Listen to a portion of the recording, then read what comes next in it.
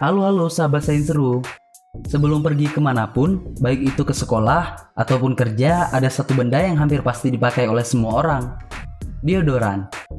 Kita semua pasti pakai deodoran di kaki supaya kaki kita tetap bersih saat kemanapun.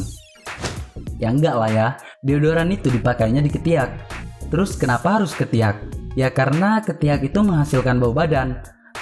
Terus kenapa ketiak bisa menyebabkan bau badan? Nah, pertanyaan ini nih yang bakalan kita bahas pada video kali ini. Langsung aja kita bahas.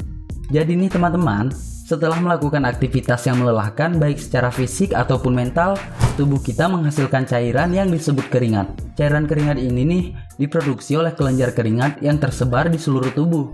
Fungsinya itu adalah untuk menjaga tubuh kita agar tetap dingin.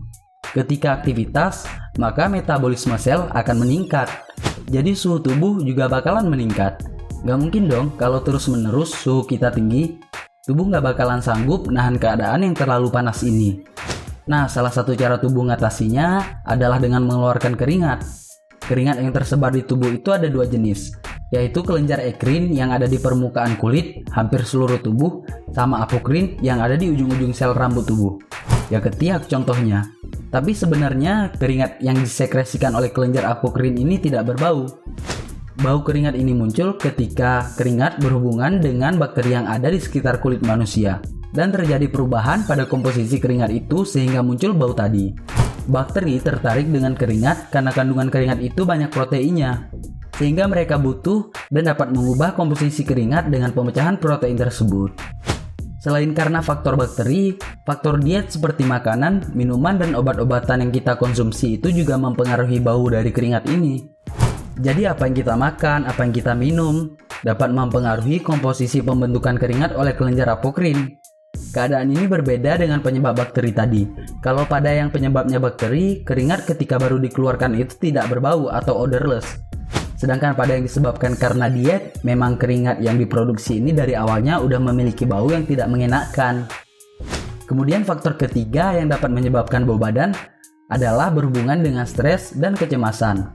Berdasarkan penelitian pada tahun 2016, ilmuwan menemukan tuh bahwa seseorang yang stres lebih cenderung memproduksi keringat lebih banyak atau disebut dengan hiperhidrosis, sehingga menyebabkan bau badannya lebih dari orang lain.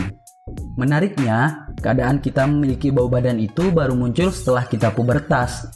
Jadi rambut ketiak dan rambut tubuh di tempat lain itu pertumbuhannya dipengaruhi oleh hormon pubertas. Pada pria, hormon yang paling berperan adalah testosteron, dan pada wanita yang paling berperan itu FSH dan LH namanya. Karena rambut-rambut itu termasuk salah satu alat yang dipengaruhi hormon, kerjanya baru maksimal setelah pubertas. Karena itu juga kita baru mengalami keluhan bau badan biasanya setelah masa pubertas. Bau badan ini sering membuat kita kurang percaya diri dalam lingkungan yang ramai. Nah, untuk mengatasi hal ini, dua perkara utama yang dapat kamu lakukan adalah dengan memakai deodoran secara rutin dan menjaga kebersihan lipatan kulit yang berambut.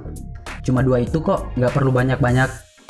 Itu aja pembahasan kita kali ini pada video dengan judul apa yang menyebabkan bau ketiak. Semoga dapat bermanfaat dan menambah wawasan. Terima kasih buat kalian yang udah menonton video ini sampai habis.